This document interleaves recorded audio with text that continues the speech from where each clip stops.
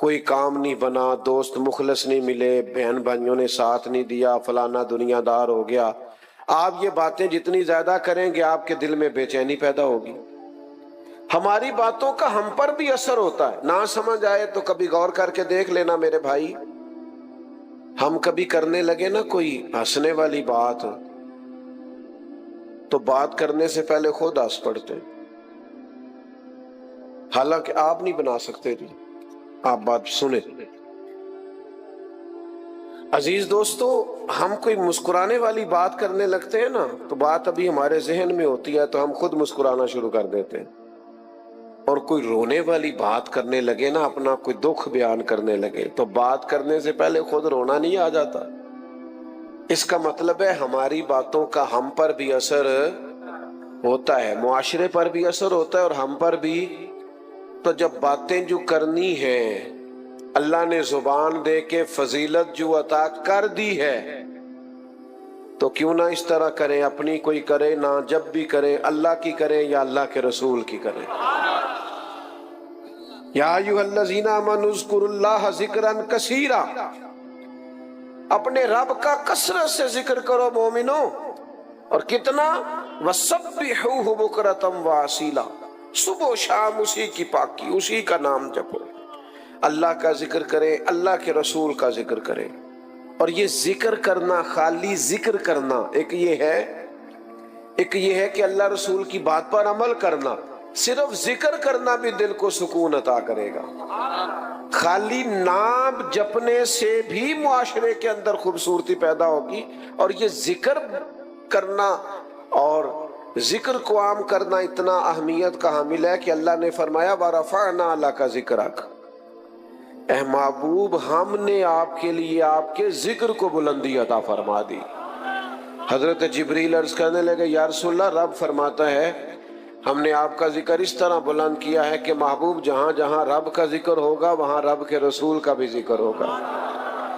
جب ہم کریں گے نا نبی پاک کا ذکر، الحمدللہ ہم سنتے ہیں، باتیں سنتے ہیں، کتابیں پڑھتے ہیں، مارکیٹ میں لٹریچر موجود ہے، جب ہم حضور کا ذکر کریں گے نا، مثلا ہم نبی پاک علیہ السلام کے حلم کا ذکر کرتے ہیں، بردباری کا، کہ نبی کریم میں تحمل تھا، بردباری تھی، ٹھہراؤ تھا، طبیعت، یہ ذکر بار بار ہم کرتے ہیں، اپنے بچوں کو بتاتے ہیں، نتیجہ کیا نکلے گا؟ ہمارے بچوں کے اندر ٹھہراؤ پیدا ہوگا، سکون آئے گا، اطمینان آئے گا۔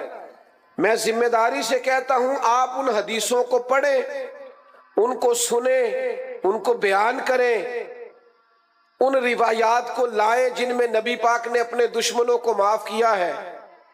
آپ یہ کر کے دیکھیں، آپ کا بھی معاف کرنے کو دل کرے گا، طبیعت میں شوق پیدا ہوگا کہ میں بھی معاف کر دوں۔ آپ نبی پاک کے جود و عطا کا ذکر کر کے دیکھیں کہ حضور بانٹا کرتے تھے، دیا کرتے تھے۔ صحابہ فرماتے ہیں لفظ لا تو کبھی سنا ہی نہیں۔ حضور کے جود و عطا کا ذکر کر کے دیکھو، کنجوسیاں ختم ہوں گی ماحول سے، بخل ختم ہوگا سوسائٹی سے۔ یہ جو لوگ غریبوں کے حق میں، مساکین کے حق میں تنگ دل ہو جاتے ہیں، ان کے دلوں میں وسعت پیدا ہو۔ ہم اگر چاہتے ہیں کہ ماحول اعلیٰ ہو تو ہمیں اپنے نبی کی سیرت کا، حضور کے احوال کا، فضائل کا، خصائل کا، شمائل کا ذکر کرنا ہوگا۔ پر ایک شرط ہے، عام ذکر اور ہے اور حضور کا ذکر اور ہے۔ اس ذکر کے لیے نا بندے کا لہجہ بھی باوضو ہونا چاہیے، انداز ذرا نرالا ہونا چاہیے، ذرا اس کے لہجے میں خوبصورتی زیادہ ہونی چاہیے۔ کوئی بھی چیز ہے نا جی، ذرا تھوڑا سا آپ ذوق سے کر لیں نا، شوق سے۔ امام مالک رحمۃ اللہ علیہ کی خدمت میں کوئی شخص حاضر ہوتا تو آپ فرماتے فقہی مسئلہ پوچھنا ہے یا حدیث پاک سننی ہے؟ تو کہتا فقہ کا مسئلہ پوچھنا ہے، امام صاحب بتا دیتے، فقہ کی بات بتا دیتے۔ وہ کہتا میں نے حدیث سننی ہے۔ ادھر دیکھنا میری طرف، بندہ ایک ہے، 100 کا مجمع نہیں۔ تھوڑے بندے دیکھ کے خطیب صاحب ناراض نہیں ہو گئے، بلکہ ایک بندے نے حدیث پاک سننے کا کہا ہے تو امام صاحب نے غسل کیا، کپڑے بدلے، پھر خوشبو لگائی ہے، پھر امام صاحب نے امامہ باندھا ہے، پھر ممبر پر بیٹھے ہیں، پھر اس بندے کو سامنے بٹھایا، آ میرے دل آمنہ کے لال کی باتیں کریں۔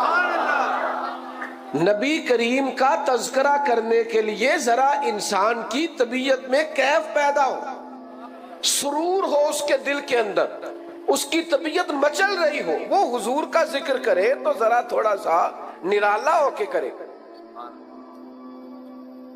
اور جملے بھی حضور کے لیے بیان کرے تو ذرا سونے کر کے بیان کرے۔ مجھے اپنے سیاستدانوں سے شکوہ ہے، یہ سیاسی تقریریں کرتے ہیں لیکن جب اپنی جماعت کے لیڈر کا نام لیتے ہیں تو بڑے بڑے القابات کے ساتھ لیتے ہیں، قائد عوام اور قائد جمہوریت اور فلانا بڑے القاب۔ لیکن تکلیف سے یہ بات عرض کرتا ہوں، حضور علیہ السلام کا نام لیتے ہیں تو لینا نہیں آتا۔ وہ یار تو امام الانبیاء کہہ کے ذکر کر، تو اللہ کے حبیب کہہ کے ذکر کر، تو حبیب پیارے کہہ کے ذکر کر، تو نبی کریم علیہ السلام کی شانوں کے ساتھ تیرا دل ٹھنڈا ہوگا، تیری زبان میٹھی ہوگی، تو نبی پاک کا ذکر کر تو ذرا خوبصورتی کے ساتھ کر۔ ایمرجنسی جب ہوتی ہے نا، ایمرجنسی، تو ایمرجنسی میں القاب نہیں یاد رہتے اور نہ یاد رکھنے چاہیے۔ ابھی یہاں اعلان ہو رہا تھا مفکر اسلام فلانا صاحب آ گئے، تو اتنا میرے نام کے ساتھ الفاظ کو جوڑا، اور آج کل تو ویسے ہی القاب بڑے بے وقت ہیں، بڑا بندے کو مشکل بوجھ محسوس ہوتا ہے کہ اب تو یہ تو ساروں کے ساتھ ہی لگ رہا ہے، تو مشکل ہو جاتا ہے معاملہ۔ تو وہ خدا نہ خواستہ اگر یہ میری پگڑی کے شملے کو آگ لگ جائے تو پھر آپ کا جو نقیب ہے وہ یہ اعلان کرے گا کہ مفکر اسلام، پیر طریقت، راہب شریعت، حضرت علامہ مولانا فلانا صاحب، وہ آپ کی پگڑی کو آگ، اتنی دیر میں آگ جائے کام کر جائے سارا۔ جب ایمرجنسی ہو تو پھر القاب پکارنے، پھر تو کہنا چاہیے مولانا آگ لگ گئی ہو، دیکھو جی پیچھے دیکھنا، بھائی پیچھے دیکھ، یہی ہوتا ہے نا۔ بات کی سمجھ آ گئی آپ کو؟ ایمرجنسی میں القابات نہیں یاد رہتے، پر صحابہ کو نا ایمرجنسی میں بھی نبی پاک کے لقب یاد رہتے، حالات جیسے بھی ہو، رنگ جیسا بھی ہو، وقت جیسا بھی ہو، ٹائم جیسا بھی ہو۔ غار ثور میں حضرت صدیق اکبر کے پیر کو سانپ نے ڈس لیا، ایمرجنسی ہے، سانپ کی تو دہشت ہی بڑی ہوتی ہے، کہنا چاہیے نا سانپ سانپ سانپ سانپ، لیکن نبی کریم نے پوچھا ابو بکر کیا ہوا، تو انہوں نے یہ نہیں کہا سانپ سانپ سانپ، یہ نہیں فرمایا، بلکہ عرض کرنے لگے فدا کا ابی و امی یا رسول اللہ، حضور میری ماں قربان ہو جائے، میرا باپ قربان ہو جائے، یا رسول اللہ وہ ذرا سانپ نے ڈس لیا، رنگ جیسا بھی ہو، ماحول جیسا بھی ہو، ان کی مہک نے دل کے غنچے کھلا دیے، وہ جس راہ چل دیے ہیں کوچے بسا دیے ہیں، ان کے نثار کوئی کیسے ہی رنج کوئی بھی ہو، رنج کیسا بھی ہو، بندہ کوئی ہو، غم کیسا ہو، ان کے نثار کوئی کیسے ہی رنج میں ہو، جب یاد آ گئے ہیں پھر سب غم بھلا دیے۔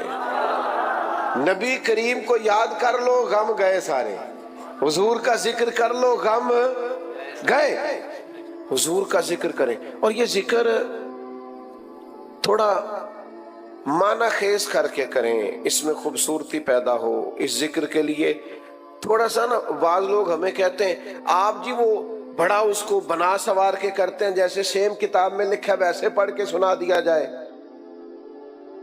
میں نے کہا اگر صرف کتابوں سے پڑھ کے ہی آپ نے سیکھنا تھا تو استادوں کی ضرورت کیا تھی؟ اب یہاں علماء بیٹھے ہیں، میں کوئی مشکل بات نہیں چھیڑتا، بخاری، مسلم، ترمذی، ابو داؤد، ابن ماجہ، یہ کتابیں تو قیامت تک موجود ہیں نا، لیکن حضور نے فرمایا علم اٹھ جائے گا علماء کے اٹھنے سے، علم اٹھے گا کتابیں جانے سے نہیں، کس سے؟ اس لیے کہ جو کتاب سمجھانے والا ہے جب وہی موجود نہیں تو علم اٹھ جائے گا۔ علماء کے اٹھنے سے علم اٹھے گا، حدیث میں یہ فرمایا تھا۔